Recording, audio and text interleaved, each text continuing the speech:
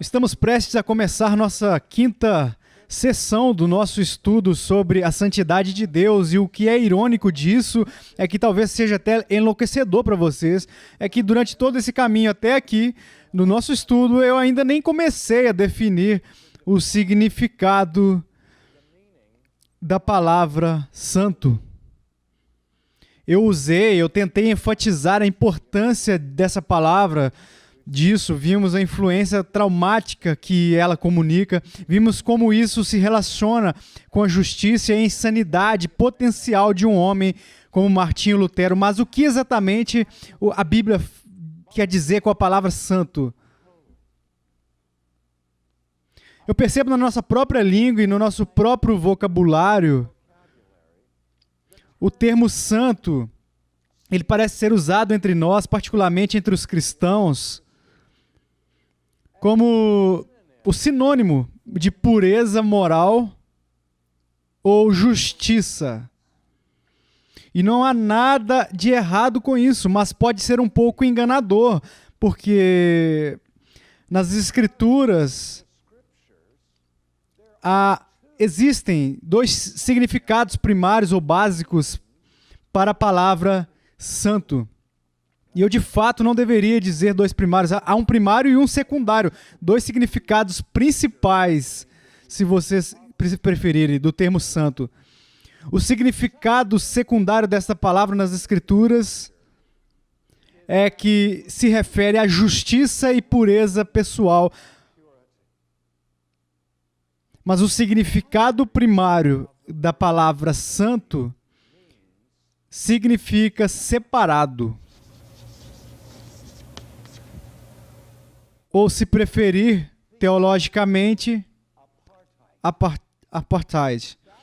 Aquilo que é santo é aquilo que é outro, aquilo que é diferente de outra coisa. Which is different from something else.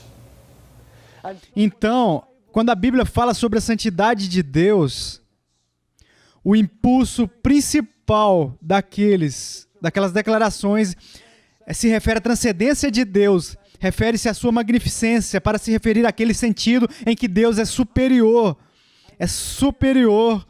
a qualquer coisa que exista no reino da criatura. De novo, a maneira mais simples de discutir isto é aquilo, é santo. Aquilo que é santo é diferente.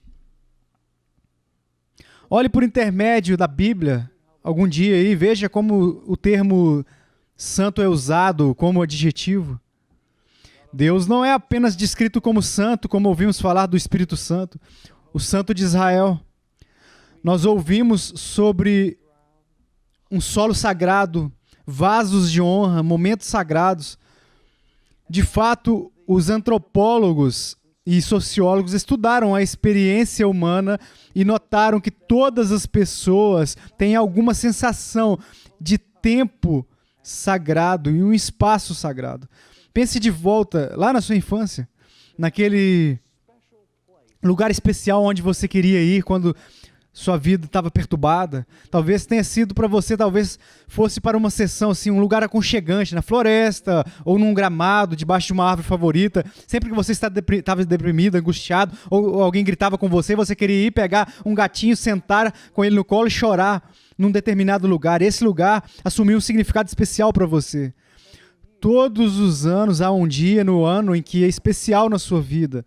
É o seu aniversário, onde você celebra um momento no tempo que tem uma importância especial para você.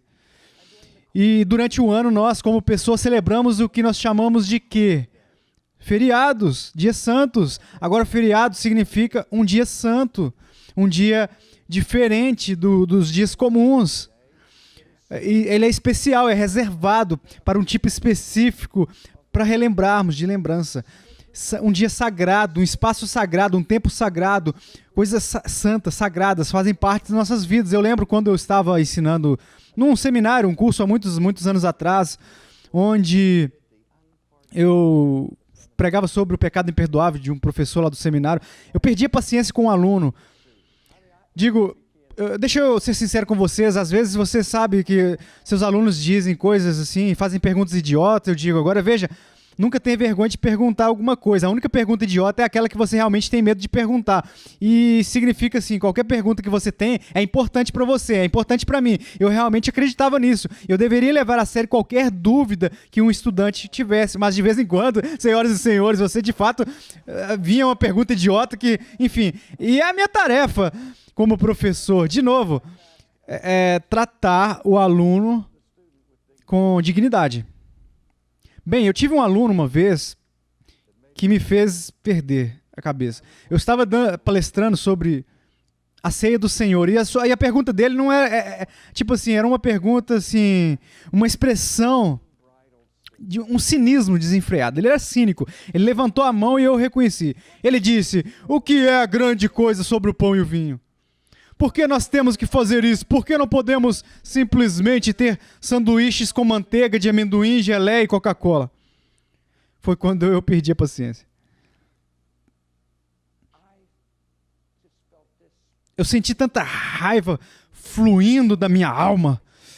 Ele mexeu com a minha sensibilidade quando ele disse que, em vez de dar uma resposta educada, gentil e docente a ele, eu disse: "Você quer saber por que não temos sanduíches com manteiga e amendoim, geleia e Coca-Cola na comunhão, na Santa Ceia? Porque Jesus nunca consagrou manteiga com amendoim, geleia ou Coca-Cola." Eu só queria matar ele. Por quê? Porque ele acabara de profanar com essa pergunta algo precioso e sagrado na minha experiência. Mas o que é isso? Mas o que isso torna o pão e o vinho tão especiais? O que é que faz aquele momento da história tão especial? O que faz com que um pedaço de terreno seja santo, sagrado? Por que que Noé marcou um local onde ele construiu um altar? E Abraão construiu um altar para Deus? Por que somos atraídos a tomar algo que é comum e o torna extraordinário por causa do seu significado? Não é por causa do valor intrínseco desses objetos, mas o que torna algo sagrado, o que torna algo santo, é o toque de Deus sobre ele.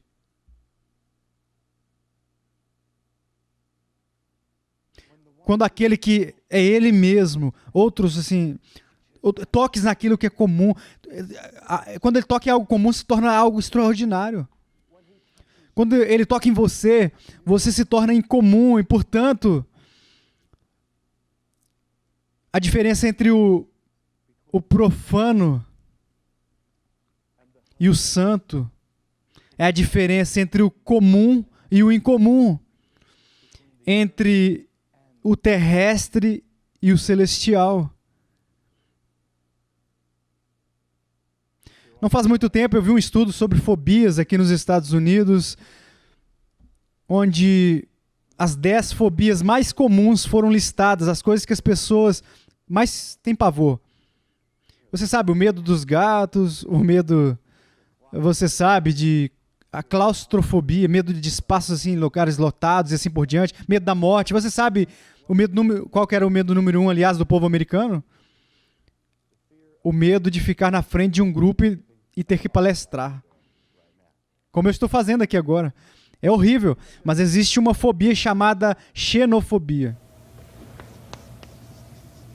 Quantos de vocês nunca ouviram essa palavra antes? Xenofobia. Ok, aqueles de vocês que não levantaram as suas mãos, eu vou ligar para pedir para vocês dar uma palestra. Bem, eu tenho muitas mais mãos no ar agora. Xenofobia é o medo do estranho ou de estrangeiros. Nós tendemos a ter medo de pessoas cujos costumes são diferentes dos nossos. E a forma suprema de xenofobia que nós temos é o nosso medo do Deus vivo, o temor do Deus vivo, porque Ele é tão diferente de nós. Ele é alto, grande e exaltado. Um dos mais fascinantes estudos que eu já li, gostaria de recomendar a vocês, com uma cuidadosa atenção.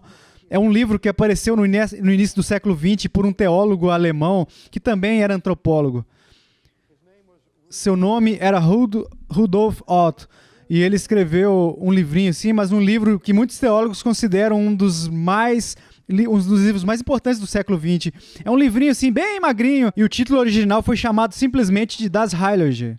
Traduzido para a nossa língua, debaixo do título de A Ideia do Santo. E o que ele fez foi isso, que eu achei tão interessante.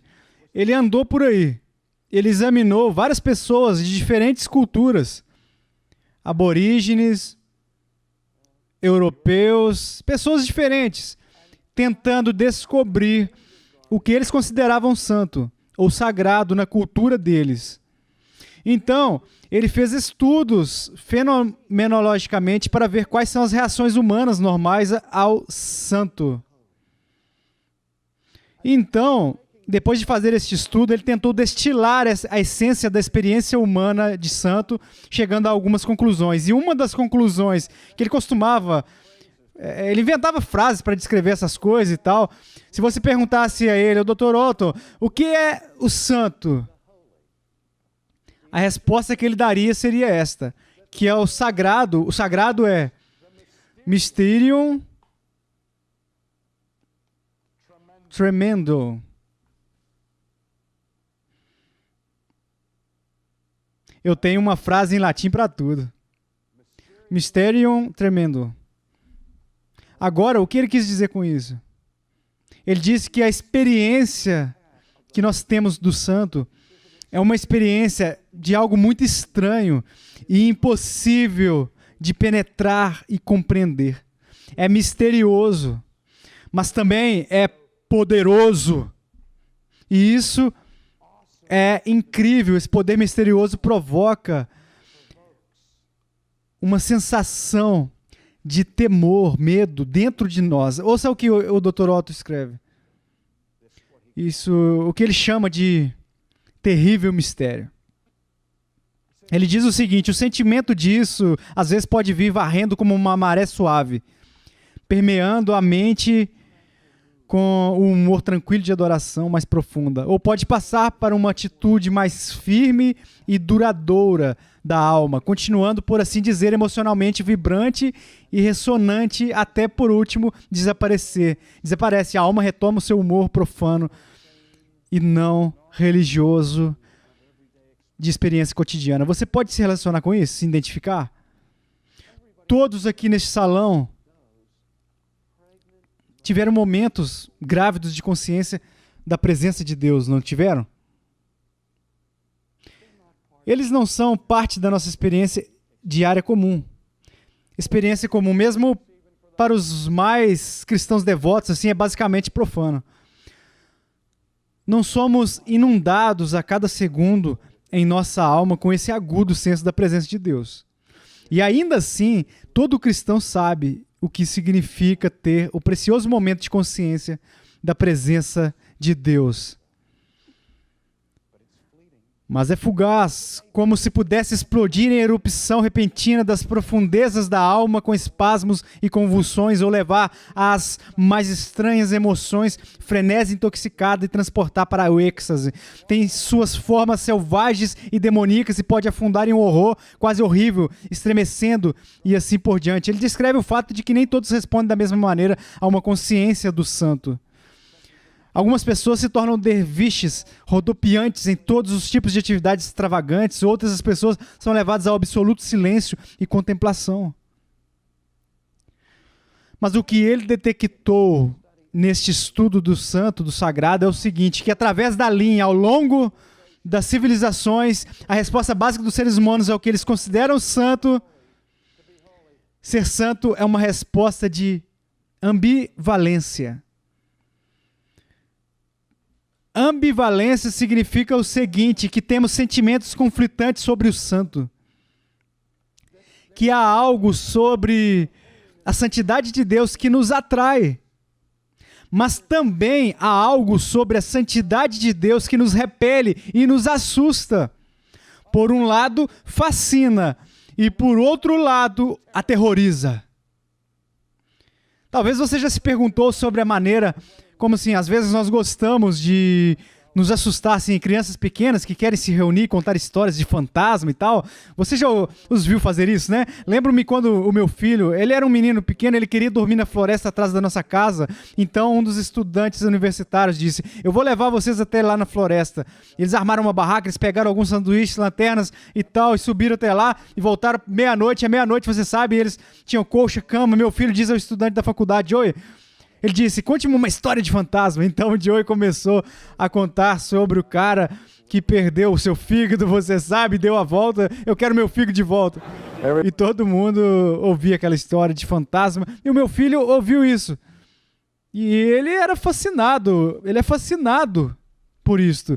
E quando o Joey terminou a história, o meu filho olhou para ele e disse, Joey, ele disse, você sabe que talvez dormir aqui hoje à noite não seja uma boa ideia, Joey. Joey disse, está tudo bem, você só vai dormir. Então eles ficaram quietos por alguns minutos e meu filho teve a oportunidade de concentrar sua mente na história de fantasmas.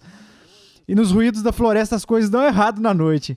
E ele durou mais 10 minutos até eles baterem na nossa porta dos fundos perguntando se eles poderiam entrar. Você sabe que as pessoas vão à Disney World em Orlando e pagam dinheiro para ter medo, sentir medo. Não é estranho que tenhamos esse dualismo, essa atitude em relação ao santo? Eu gosto de lembrar o antigo programa de rádio. Alguns de vocês vão se lembrar daqueles dias maravilhosos do passado, vocês que têm cabelos brancos vão lembrar. Quando o Lone Ranger, você sabe, viria descendo assim pela estrada e nós ouvíamos as novelas à tarde, você lembra dessas senhoras, jovem Dr. Malone e Mr. Perkins e Ellen Trent e Ardylan. No domingo a esposa nos bastidores disse Mary, e Mary disse a Larry, foi o que ouvimos. Você se lembra? Família de Pepper Young. Quantos de vocês se lembram de algo formidável assim? Bem à noite você tinha histórias de aventura como o Superman, e durante a semana teríamos policiais, polícia ladrão, gangster, Sr. King, marcador assim, pique-esconde, enfim, coisas assustadoras, particularmente coisas assustadoras aconteciam. E também tinha algo chamado suspense, programa, todos os tipos de programas assustadores do rádio nos anos 40, senhoras e senhores, surgiram nas noites de domingo. E o leading deste programa de rádio apresentava o som desta porta abobada, rangente, abrindo, e uma câmera de eco, e ela se abre, e você sabe, seu cabelo está arrepiado antes que a coisa comece, e a voz supera com a voz do barítono do locutor dizendo, santuário interno. Hein? Quantos de vocês lembram disso, ok? Quero dizer, eles nem precisaram começar a história e todo mundo já estava assustado. O que significa isso? O santuário interno significa, literalmente, dentro do sagrado. Você entende? Os gênios de marketing, dos entretenimentos no mundo descobriram que de alguma forma a coisa mais aterrorizante que eles poderiam surgir, assim, criar com as pessoas seria expô-las a um programa sobre debaixo do santo. Veja, por isso temos a tendência de manter distância, uma distância segura do caráter de Deus. Porque mesmo sendo atraídos por isso, por um lado, por outro, somos repelidos por ele. Eu vou falar na próxima sessão sobre isso, como isso se manifestou concretamente e especificamente na obra de Jesus, onde as pessoas estavam atraídas por ele e aterrorizados por ele. E, no entanto, é esse elemento que nós tememos, que esteja no próprio núcleo do caráter, que está no próprio núcleo do caráter de Deus. E para que entendamos, amados, vamos definir adiante no Novo Testamento como prioridade do aprendizado.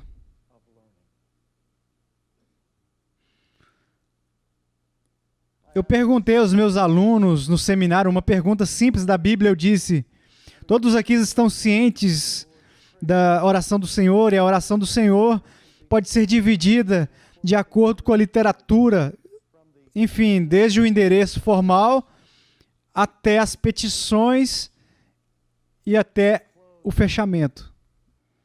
E eu perguntei aos meus alunos qual é a primeira petição da oração do Senhor. Vocês sabem?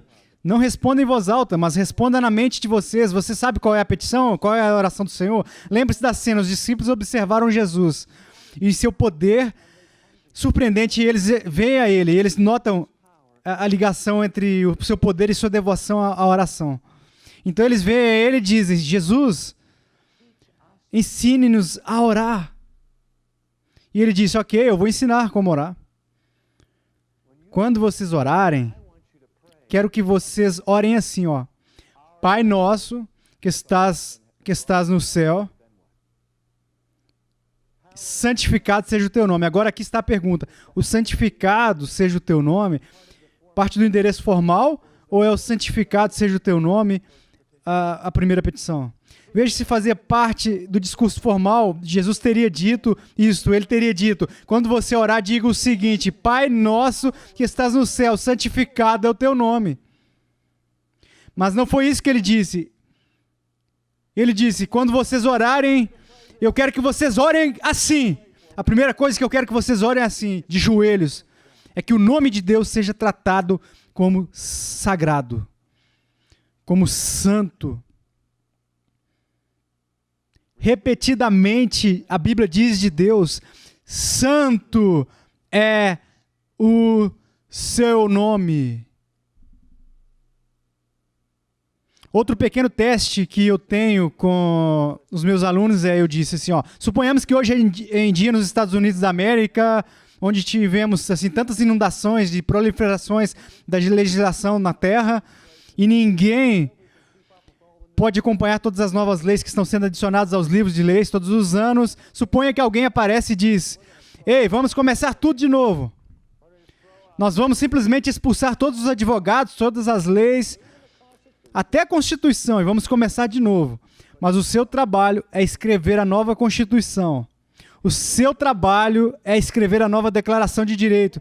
E o plano do jogo é este: que toda lei futura na história dessa nação será julgada por sua conformidade com 10 leis que você elabora. Então você só tem 10 leis para escrever nos livros. Quais 10 você escreveria? Quantos de vocês desperdiçariam das 10 leis fazendo uma lei contra a cobiça? Quantos de vocês incluiriam no seu top 10 uma lei para os filhos respeitarem os pais e obedecer os pais? A maioria de vocês provavelmente incluiria uma lei que proíbe assassinato e roubos. Mas alguém usaria uma das 10 principais leis, dizendo que é uma lei absoluta na terra, que ninguém jamais poderia usar o nome de Deus em vão? Senhoras e senhores, quando Deus escreveu uma Constituição de um governo nacional que alcançou o top 10. Não é incrível? Alguns anos atrás eu li um artigo surpreendente na revista Time, e era sobre um incidente que ocorreu em Maryland.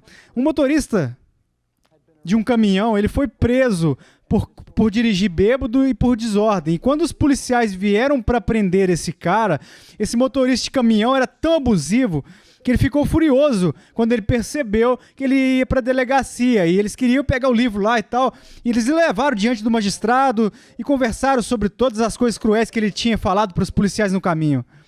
Agora para o delito de conduta, desordem, a penalidade mais severa que o magistrado poderia aplicar para esse cara era uma multa de $100 e 30 dias na prisão.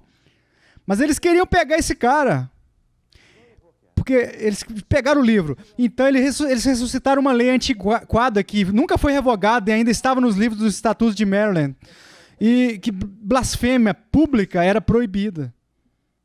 E a penalidade por blasfêmia pública havia sido outros 30 dias de prisão e outra multa de $100. Então, o juiz impôs ao infrator, motorista do caminhão, outra multa de $200 e 60 dias de prisão. E isso fez com que a revista Time, que o editor da revista Time ficasse indignado que nos dias de hoje alguém fosse sofrer uma punição cruel e incomum de pagar uma multa de $100 e passar 30 dias na prisão apenas por blasfemar publicamente o santo nome de Deus.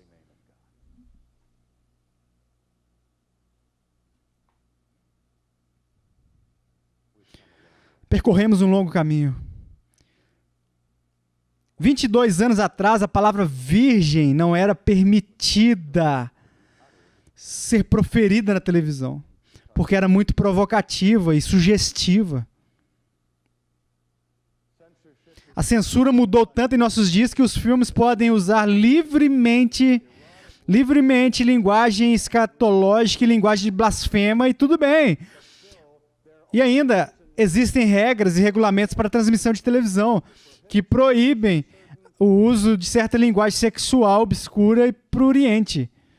Mas ainda é permitido na TV passar para usar o nome de Deus como uma maldição comum.